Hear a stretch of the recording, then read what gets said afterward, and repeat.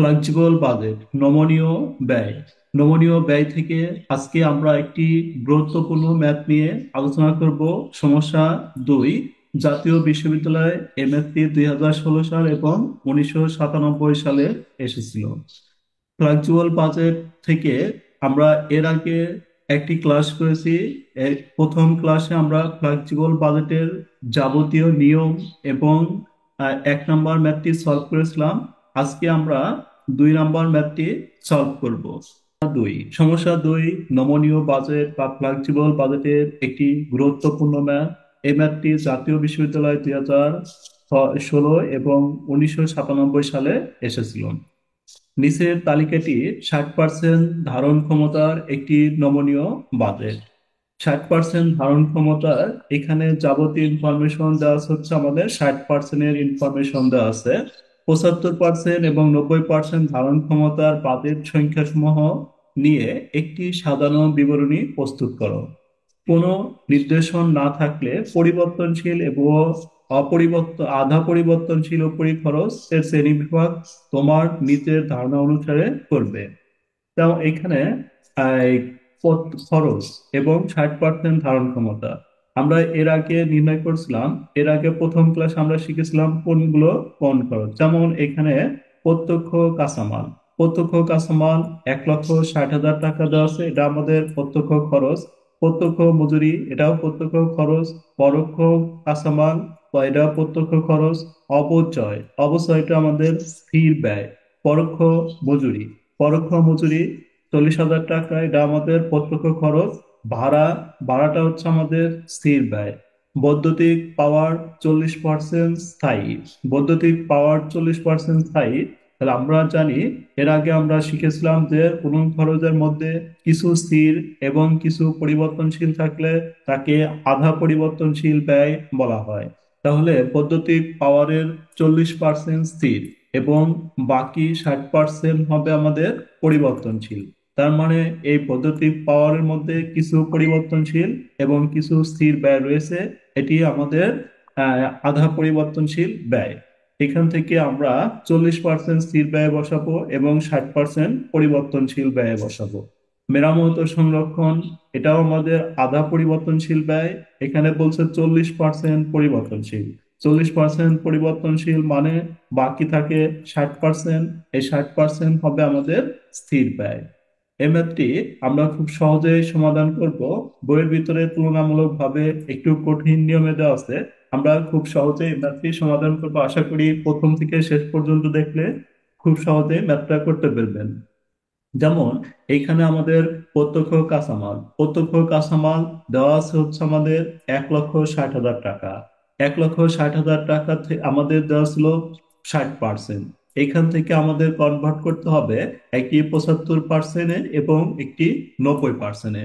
তাহলে আমরা করতে পারি 1,60,000 ভাগ হচ্ছে 60। 1,60,000 ভাগ 60।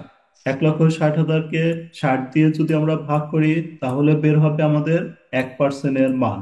তারপরে আমরা গুণন করব হচ্ছে 75 75 দিয়ে, তাহলে আমাদের 75%-এর মান বের হবে।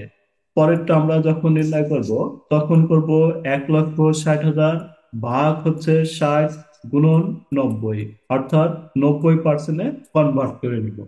প্রত্যক্ষ খরচের সকল এন্ট্রি আমরা এভাবে ক্যালকুলেটরে ক্যালকুলেশন করে বসালেই হবে। যেমন 60%-এ 60,000 দেওয়া ছিল, 60,000 ভাগ 60 1%-এ বের হলো। তারপরে 75 দিয়ে গুণন দিব, 75% হবে। 90 দিয়ে গুণন দিব, তাহলে আমাদের 90%-এর মান বের হবে। এভাবে আমরা ক্যালকুলেটরে বসাবো। তাহলে আমাদের এই অঙ্কের ক্ষেত্রে 3টি ঘর দিব আমরা। একটি হচ্ছে 60% কোশ্চেনে দেওয়া আছে এবং আর দুইটি হচ্ছে আমাদের, একটি 75%, আরেকটি হচ্ছে আমাদের 90%। এই 3টি ঘর দিয়ে আমরা অঙ্কটি প্রস্তুত করব।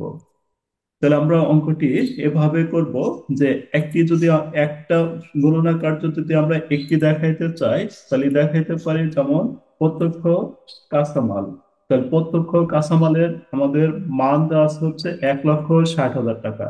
প্রত্যক্ষ কাঁচামাল 1,60,000 টাকা দেওয়া আছে, এটি হচ্ছে আমাদের 60%-এর মান দেওয়া আছে। তাহলে আমরা এভাবে একটি দেখে দিতে পারি, অথবা না দেখে দিলে কোনো সমস্যা নেই। যেমন এখানে 60%-এর ভ্যালু দেওয়া আছে, প্রত্যক্ষ কাঁচামাল 60%-এর ধারণ ক্ষমতা 60,000। 1%-এ হবে 60,000 ভাগ 60, 75%-এ হবে 60,000। 1,60,000 ভাগ 60 গুণন 75, অর্থাৎ 2 লক্ষ টাকা। এভাবে আমরা 90%-এরটাও বের করব। 60% ইকাল টু 1,60,000, 1% ইকাল টু 1,60,000 ভাগ 60, 90% ইকাল টু 1,60,000 ভাগ 60 গুণন হচ্ছে 90, 2,40,000 টাকা। তাহলে আমরা এভাবে সবগুলোই নির্ণয় করব। যেমন আমরা এভাবে একটা ছক কাটবো। যেমন এইখানে আমাদের ছকের উপরে দিব হচ্ছে কোম্পানির নাম, তার নিচে লিখবো নমনীয় বাজেট।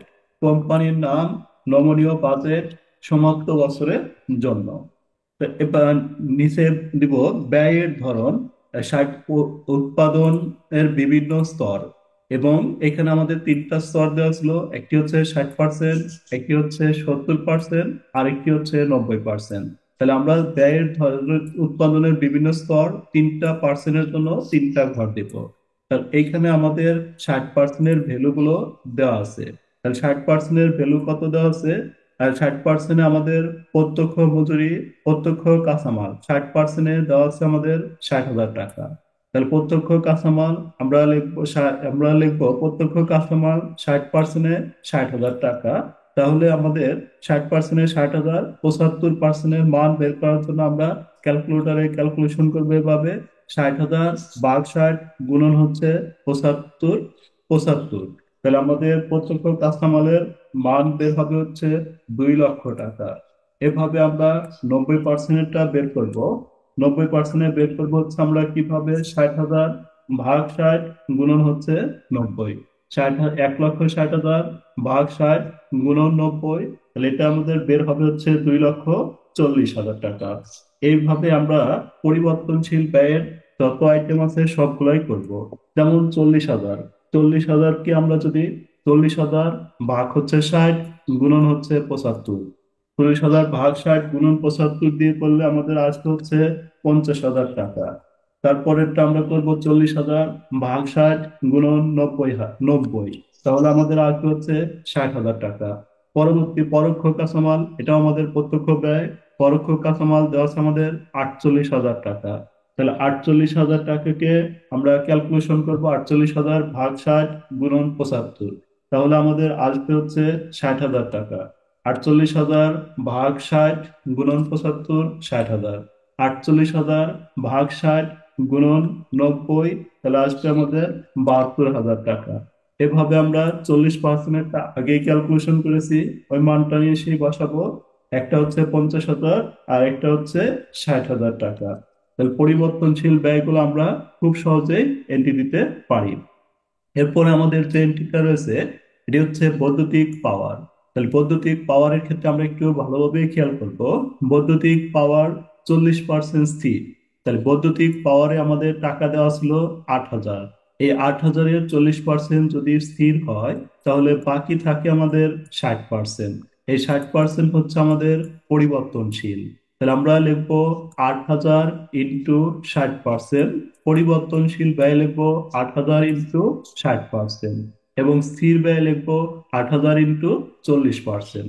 তাহলে আমরা পরিবর্তনশীল ব্যয়ের ভিতরে লিখবো 8,000 ইন্টু 40, 8,000 ইন্টু 60%। তাহলে 8,000 ইন্টু 60% করলে আমাদের যে মানটি হবে, এটি হচ্ছে 4,800 টাকা। এই 4,800 টাকাকে আমরা কি করব: 4,800 আমাদের দেওয়া, আর 4,800 আমাদের 60%-এর ঘরের মান, অর্থাৎ 60%-এর ঘরের মান 4,800। একে 60 দিয়ে ভাগ করব, এবং 60 দিয়ে ভাগ করলে 1%-এর মান আসবে, ও 70 দিয়ে গুণন দিলে 70%-এ যাবে। আবার 4,800-কে আমরা 60 দিয়ে ভাগ করব এবং 90 দ্বারা গুণন করব, তাহলে আমাদের 90%-এ চলে যাবে। তাহলে আমাদের প্রথম মানটা হবে, প্রথম ঘরে আমাদের হবে 4,800 গুণন 4,800 ভাগ 60 গুণন 70। সরি, 4,800 ভাগ 60 গুণন 70। প্রথম ঘরে আমাদের মানটা হবে হচ্ছে 6,000 টাকা। পরের ঘরে আমাদের মানটা হবে হলো 7,200 টাকা। 7,200 টাকা, তাহলে কি 7,200 টাকা হবে? 4,800 ভাগ 60 গুণন হচ্ছে আমাদের 90। অনুরূপ ভাবে মেরামত, হ্যাঁ, মেরামত ও সংরক্ষণ। মেরামত ও সংরক্ষণ আমাদের সরাসরি দেওয়া হয়েছিল। মেরামত এবং সংরক্ষণে আমাদের সরাসরি মান দেওয়া আছে। মেরামত এবং সংরক্ষণ 40% পরিবর্তনশীল। 40% পরিবর্তনশীল, তার মানে 20,000 টাকার 40% আমরা পরিবর্তনশীলে বসাবো। 20,000-এর 40% 8,000 টাকা। এই 8,000-কে আমরা 70% এবং 90% কনভার্ট করব। 8,000 ভাগ 60 গুণন 70, তাহলে এটা হবে আমাদের 10,000 টাকা। পরেরটা হবে আমাদের হচ্ছে 12,000 টাকা। এভাবে আমরা পরিবর্তনশীল ব্যয়গুলো নির্ণয় করব। তাহলে এরপরে যেটা আছে আমাদের, তাহলে আমরা পরিবর্তনশীল ব্যয়গুলো এবং আধা পরিবর্তনশীল ব্যয়গুলো আমরা সবগুলোই এভাবে এন্ট্রি দিব। যেমন এখানে আমাদের পরিবর্তনশীল এবং আধা পরিবর্তনশীল ব্যয় দেওয়া শেষ। ওই আধা পরিবর্তনশীল ব্যয়কে আমরা দুইটা ভাগে ভাগ করতে পারবো। যখন আধা পরিবর্তনশীল ব্যয়কে আমরা ভাগ করতে পারবো, তখন আমাদের অঙ্কে আধা পরিবর্তনশীল ব্যয় নামে কোনো শিরোনাম হবে না। তাহলে পরিবর্তনশীল ব্যয়গুলো দেওয়ার পরে আমরা যোগফল নামাবো। তাহলে এটা হচ্ছে 60%-এর যোগফল। মোট পরিবর্তনশীল ব্যয় 3,08,000। 70%-এর মোট পরিবর্তনশীল ব্যয় 3,76,000 টাকা। 90%-এর মোট পরিবর্তনশীল ব্যয় 4,51,200 টাকা। এবার আমরা স্থির ব্যয় লিখবো। তাহলে স্থির ব্যয়ের মধ্যে আমাদের এখানে বৈদ্যুতিক পাওয়ার উপরে 60% পরিবর্তনশীল ব্যয় গেছে। তাহলে বাকি থাকে হচ্ছে আমাদের 60% গেছে, বাকি থাকে আমাদের 40%। এই 40% আমরা স্থির ব্যয়ে বসাবো। 8,000 ইন্টু 40%। 8,000 ইন্টু 40%, তাহলে আমাদের হবে 3,200 টাকা। আমরা জানি স্থির ব্যয় সকল লেভেলে সমান। প্রথম ক্লাসে এটা নিয়ে আলোচনা করেছি আমরা। স্থির ব্যয় সকল লেভেলে সমান থাকবে। তাহলে 3,200, 3,200, 3,200। তারপর আমাদের মেরামত ও সংরক্ষণ। উপরে আমাদের পরিবর্তনশীল ব্যয় দেওয়া আছে 40%, তাহলে বাকি থাকে আমাদের 60%। এই 60% আমরা এখানে বসাবো। 20,000-এর 60% হচ্ছে 12,000 টাকা। তাহলে 12,000 টাকা আমাদের হবে। আমরা জানি স্থির ব্যয় সকল লেভেলে সমান, তাহলে প্রত্যেকটি 12,000 টাকা। অবচয় একটি স্থির ব্যয় দেওয়া আছে 60,000 টাকা, তাহলে আমাদের প্রত্যেক লেভেলে 60,000 টাকা বসাতে হবে। কারণ আমরা জানি স্থির ব্যয় প্রত্যেক লেভেলে সমান। ভাড়া 12,000 টাকা, প্রত্যেক ঘরেই আমাদের হবে 12,000 টাকা। যন্ত্রপাতির উপর বীমা। যন্ত্রপাতির উপর বীমা আমাদের 12,000 টাকা। তার মানে প্রত্যেক ঘরে আমরা বসাবো হচ্ছে বা- প্রত্যেক ঘরে 12,000 টাকা বসাবো। এটা যোগ করলে আমাদের যেটা হবে, এটা হচ্ছে আমাদের 99,200 টাকা। অর্থাৎ প্রত্যেক ঘরে আমাদের ইকুয়াল হবে 99। স্থির ব্যয় প্রত্যেক ঘরে সমান হবে 99,200, 99,200, 99,200। এই স্থির ব্যয়ের সাথে আমরা স্থির ব্যয়ের সাথে পরিবর্তনশীল ব্যয়টা যোগ করব। এখানে আমাদের মোট পরিবর্তনশীল ব্যয়, এখানে মোট স্থায়ী ব্যয়। এই দুইটা যোগ করলে আমাদের আসবে মোট ব্যয়। এই দুইটা যোগ করলে আমাদের হবে মোট ব্যয়। এই দুইটা যোগ করলে আমাদের হবে মোট ব্যয়। যেহেতু আমাদের কোশ্চেনের মধ্যে বিক্রয় নেই, তাই আমরা অঙ্কটি মোট ব্যয় পর্যন্ত নির্ণয় করব। যদি বিক্রয় দেওয়া থাকে, তাহলে আমরা ম্যাথটি মুনাফা পর্যন্ত নির্ণয় করব।